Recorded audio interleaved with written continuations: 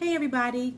So I have recently decided to start doing just short videos to kind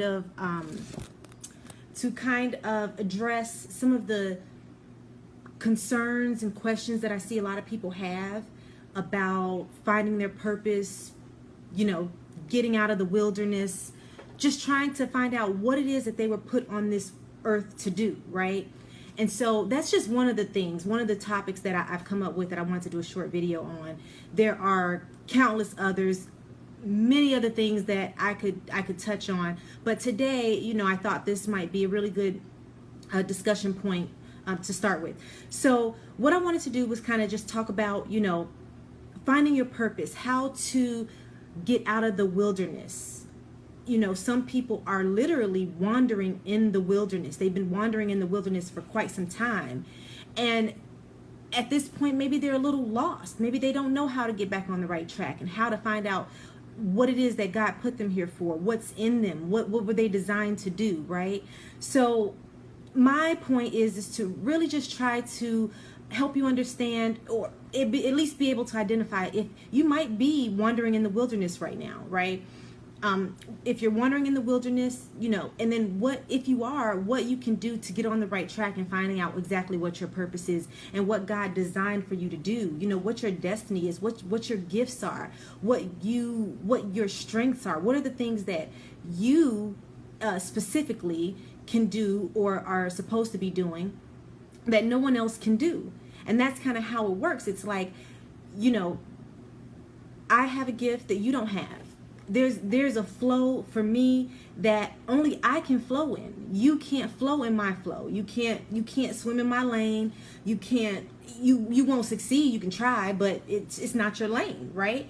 And vice versa. Like, I can't swim in your lane. I can't do there's something that's innate in you that you know how to do. I can't do it. And you have a flow, and I would fail if I tried to flow in your lane, right? Or swim in your lane or whatever. So just a lot of people, they haven't figured that part out yet. And I just pray that this video kind of helps you to get back on track and to be able to start to get in alignment with what it is that God has called you to do.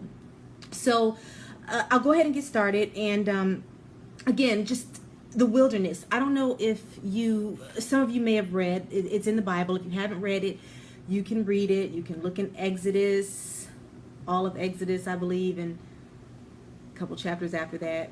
I don't know all the Bible like that, so all I'm gonna say is you can start at the very beginning, boom, and you'll run right into it. But there was a time where the children of Israel were in Egypt, and they spent 400 years in Egypt.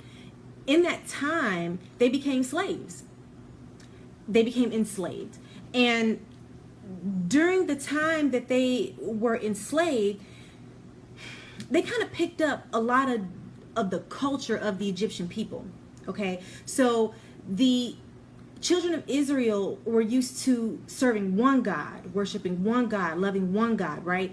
And then you have Egypt, where they have multiple gods. Pharaoh thought he was a god. Pharaoh thought he was above God and that he was bigger than God himself. As crazy as that sounds, but that's what he thought, right? And so God sent Moses to get the people out of Egypt, okay? And so I'm shortening this up a little bit because there's really just a point that I'm trying to make. It would take too many videos to go through all of it. There's too many lessons in the whole process anyways. So Moses went and got the people out of slavery through all these signs and wonders that God did. Again, look in the Bible, read it. You can read it for yourself.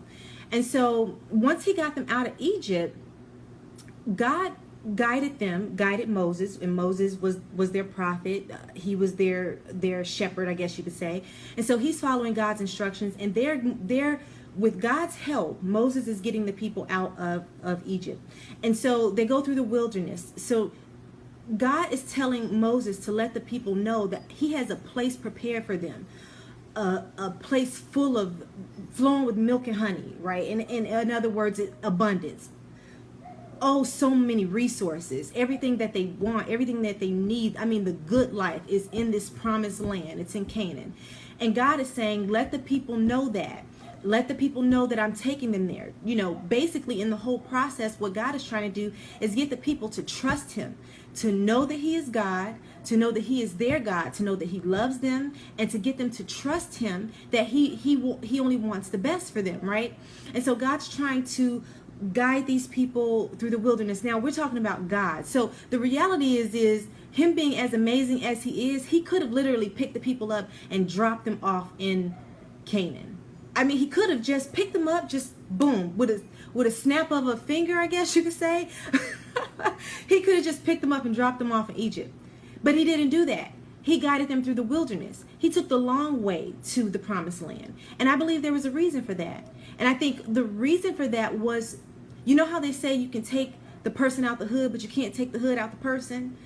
I think that's, in a sense, what he was trying to do is, yeah, he had gotten them out of Egypt, but Egypt was ingrained in them. They have been there for 400 years. That's generation after generation after generation. So think about how engraved the enslavement has been, the culture, that culture, how it has been on those people, the children of Israel.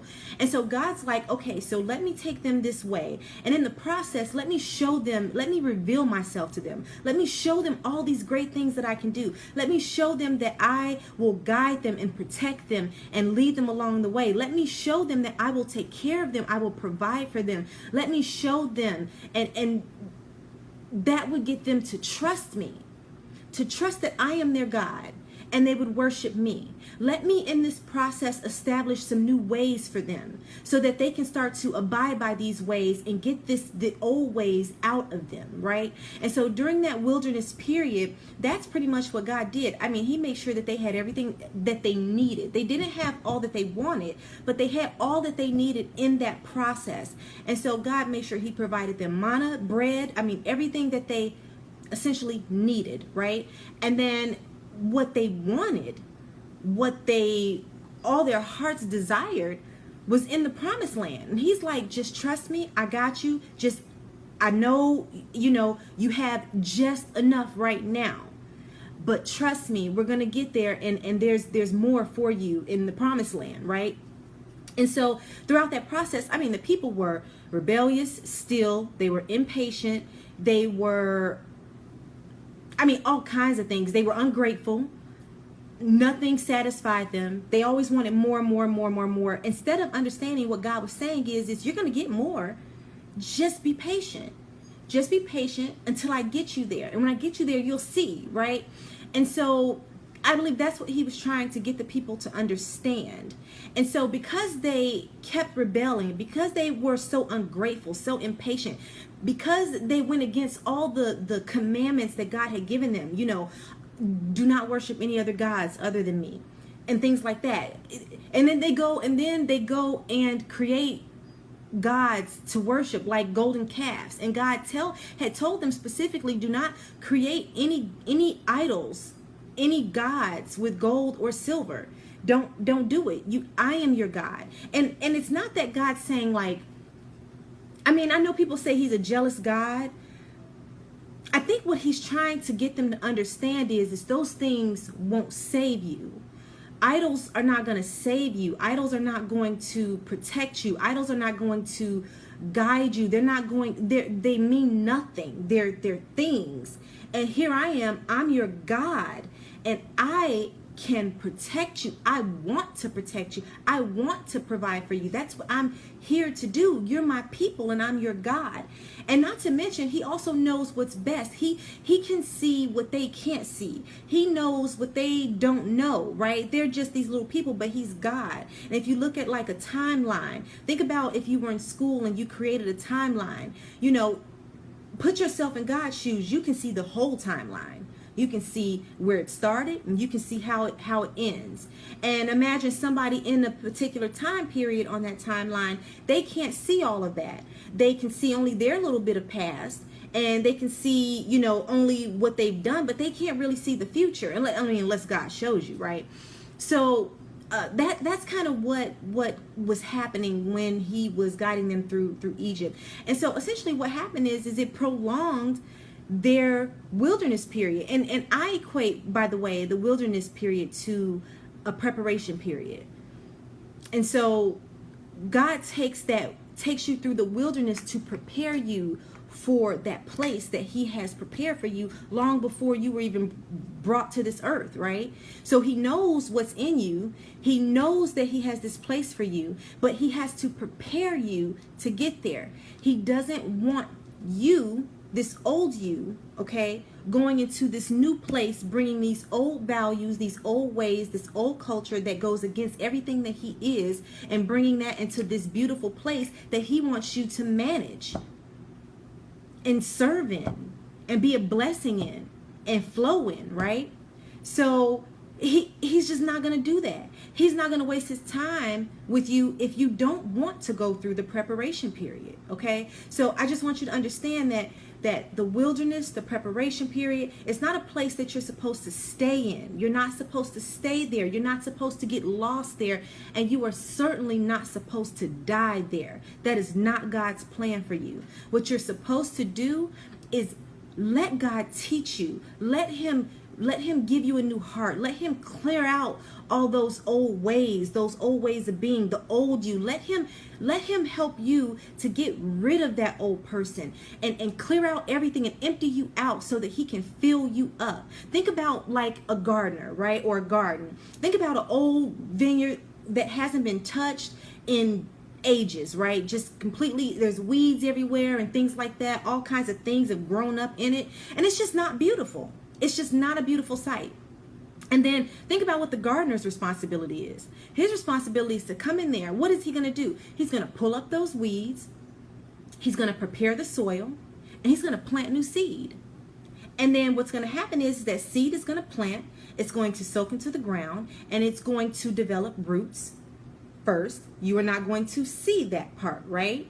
That part, that's you in the wilderness period, in your preparation period. You're building roots. He's getting all that out of you, pulling up all those weeds. He's preparing, so that means you get empty, right? You sort of like that, right? And then he's getting all that out of there, preparing you to receive new seed. He plants new seed in you, and then those seeds begin to take root. And again, in this wilderness process, in this preparation process, you're taking root.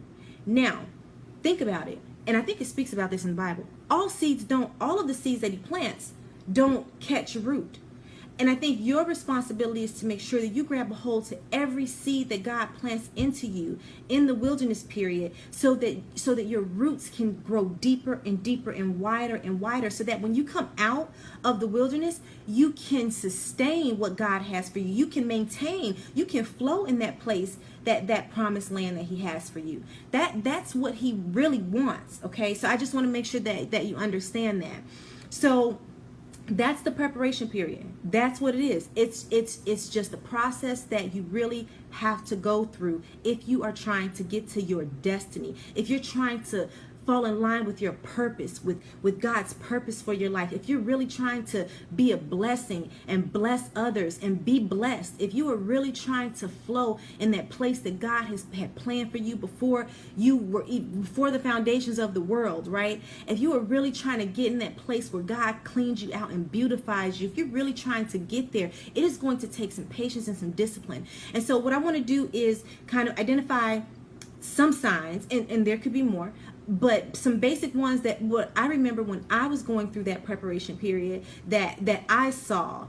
And not just me. I mean, there's countless other people that they kind of went through kind of the same things, right? I mean, process, yes, basic general things that have to happen, but everybody's situation is different. That's the end of the day. My life, my history is not yours, right? So what I got to get out of my heart, what I got to get prepared for, what I have to let go of, what I have to leave behind is different, okay, from you. All right, but there's some general things that I think everybody's going to have to assess going through that period. So anyways, signs you might still be in the wilderness. Number one, you have no clear direction.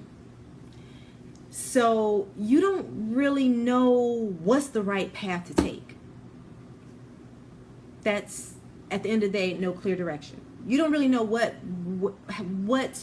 path you need to take to get to wherever it is you think you're trying to go, right? You want to be successful. You want all these different things. Maybe you